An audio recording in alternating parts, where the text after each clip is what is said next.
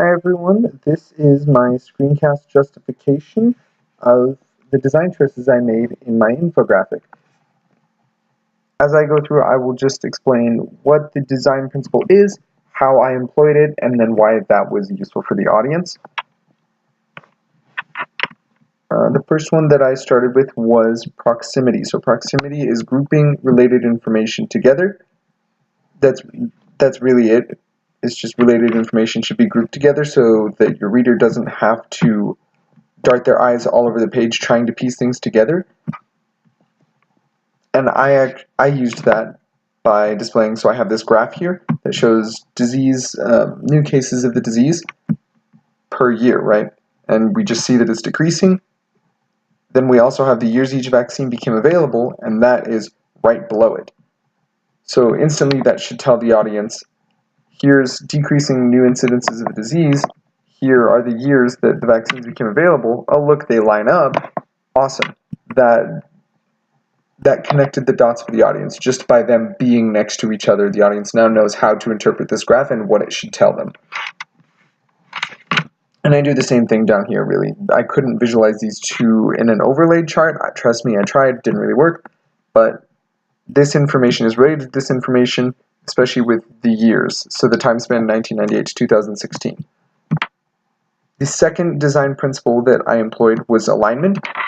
Alignment is just not scattering everything over the page, making sure that there is some sort of margin that's being followed. So I wonder if I don't think I can zoom out on this without messing up my entire desktop, but the alignment here is there are 3 horizontal bands that subdivide the page, and then there is an off-centered horizontal band that also, or vertical band that divides the page. And that's the alignment. It's pretty simple, and it helps me group information.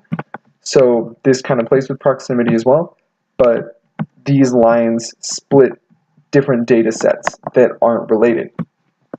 Very useful.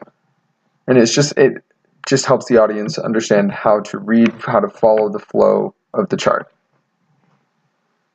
The other one that I used was similarity and anomaly in my isotype. So I have similarity and anomaly are providing a bunch of different figures or vectors. These are just little solid vectors.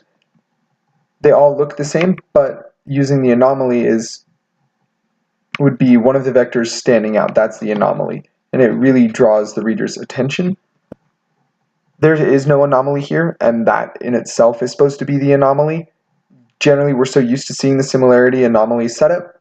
So when you look at something like this, you're like, oh, where's the little orange guy?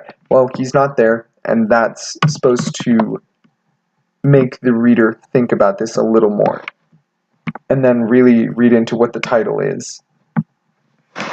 I don't know if that's effective or not. I thought it would just be kind of a cool little meta anomaly.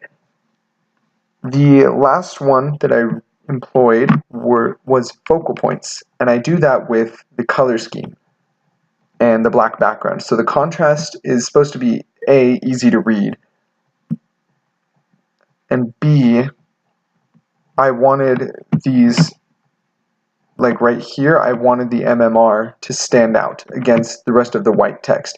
And I have measles, mumps, and rubella color-coded throughout this entire thing as best as I can. But just the color against the black background creates a lot of, it draws the reader's attention and helps direct them to important points and helps them organize information. So that was really the point of the color coding as a focal point.